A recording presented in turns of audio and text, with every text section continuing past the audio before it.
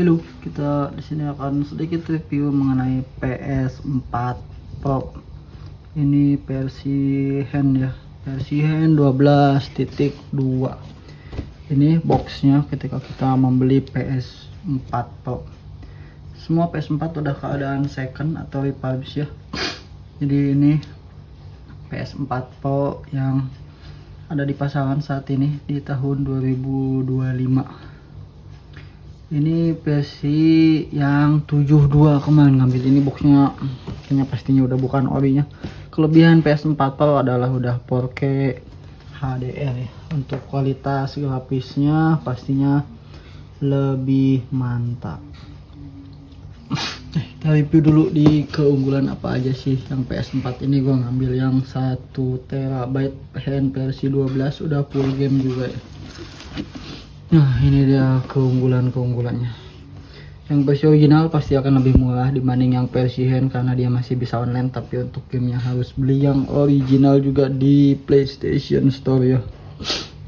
Kita harus langganan PlayStation Plus juga kalau mau mendapatkan banyak game. Kalau mau beli langsung bisa satuan. Oke, di sini bisa akses Netflix karena memang bisa akses internet ya. Di dalamnya kita dapat apa aja? Oke, langsung kita ke PS-nya aja. Ini dia si PlayStation-nya.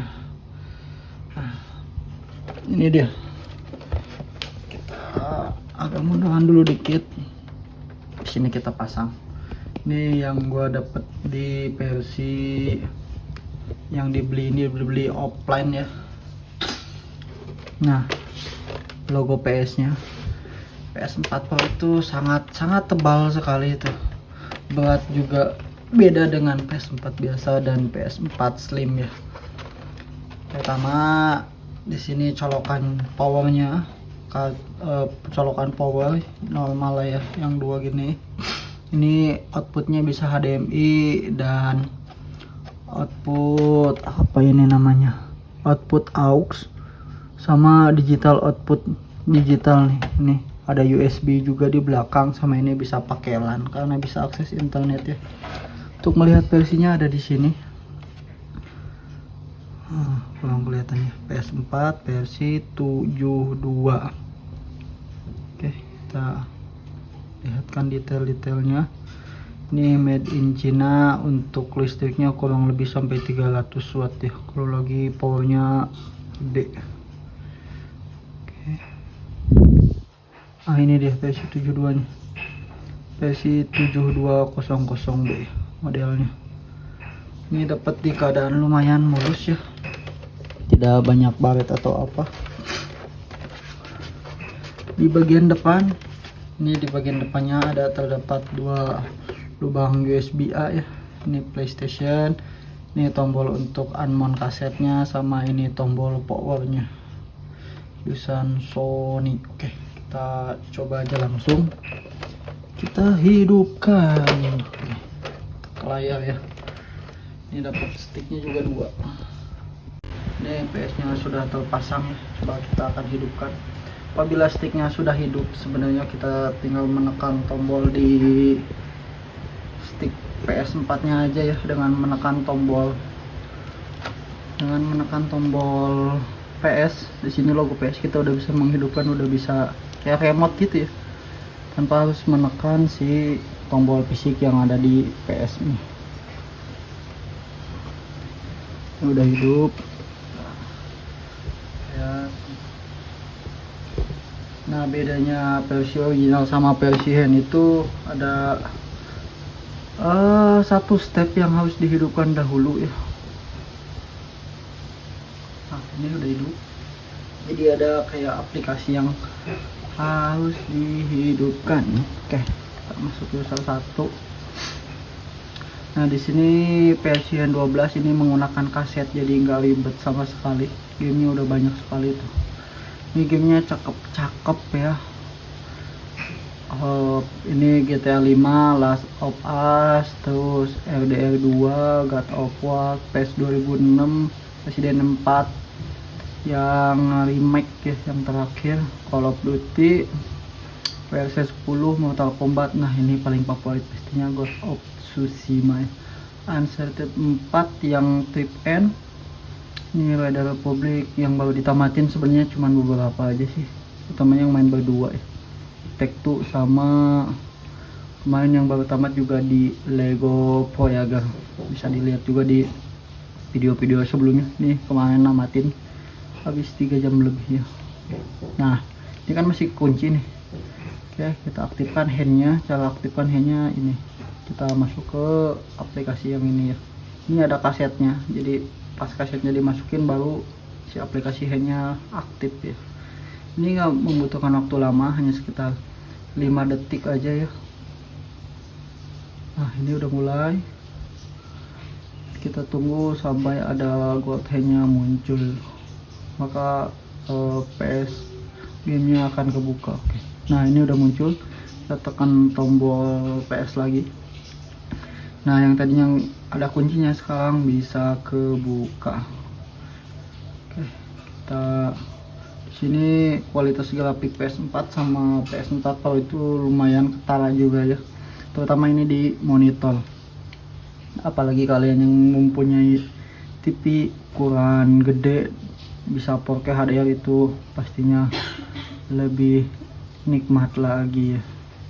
Oke, kita akan coba di game ini, Uncharted ini, karena yang lagi dilanjutin yang ini, yang lain belum dimainin sih lebih tepatnya.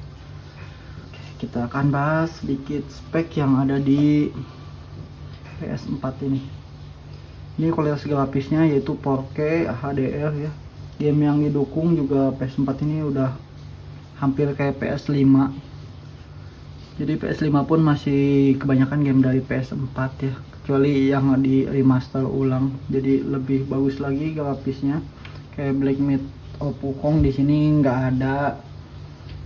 Terus Ghost of Tsushima udah ada yang baru, Ghost of Yotei paling di PS5 ya. Di sini nggak ada. Untuk USB-nya ini udah USB 3.0 ya. Jadinya kalau kalian mau nambah storage, ini kan storage-nya 1 GB. 1 game udah gede-gede banget. Di PS4 itu 1 game bisa nyampe 80 GB, bahkan ada yang nyampe 100 GB ya. Kayak PES itu gede banget game bola. Terus Tomb Raider 50 GB-an, game Mortal Kombat 30 GB-an. Jadi gamenya gede-gede. Jadi 1 tera ini udah full tadi dengan game yang tadi diperlihatkan di awal ya. Itu memorinya 1 terabyte. Kalau mau dia bisa pakai eksternal juga. Buat tambahannya pakai HDD eksternal bisa ya. Nah, di sini juga sticknya udah pakai dual shock. Enak ya, udah bluetoothnya lancar-lancar sekali. Di sini ada 2 stick. Gua ngambilnya kemarin ada yang versi ori mesin dan ini versi ori pabrik alias KW. Ini KW ini masih dibungkus, dapatnya barang baru, sedangkan ini dapatnya barang second tapi ori mesin alias bawaan mesin lah ya. Ini lebih enak gripnya, terus di getarnya paling ketara banget, lebih nyaman aja ya kalau yang asli. Nah ini kualitas grafisnya, kita lebih dekatkan aja biar keambil layarnya.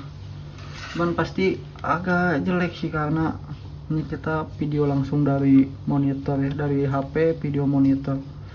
Karena kalau mau nyambung langsung kita harus beli alatnya dulu guys. Oke, ini bagus sekali tuh.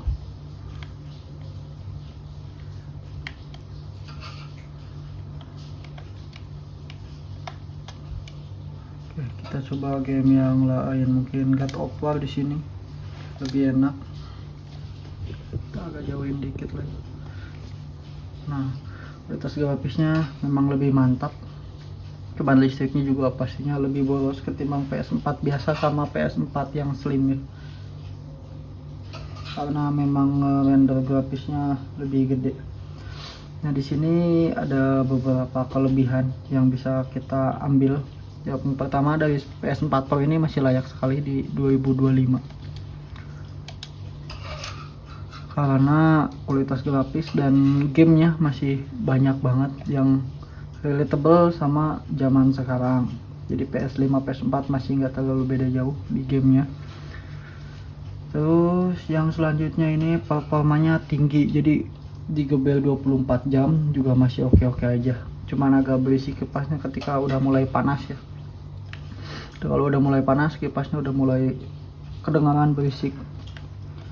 Terus di harga game di sini udah ada versi hand, jadi udah dijahit jadi lebih murah, tidak seperti PS5 yang memang belum ada jailbreaknya, jadinya akan invest di gamenya ya. Konsolnya udah mahal, konsolnya ditambah ininya mahal juga ya di gamenya bisa satu game itu bisa 500.000 700.000 tergantung dari gamenya.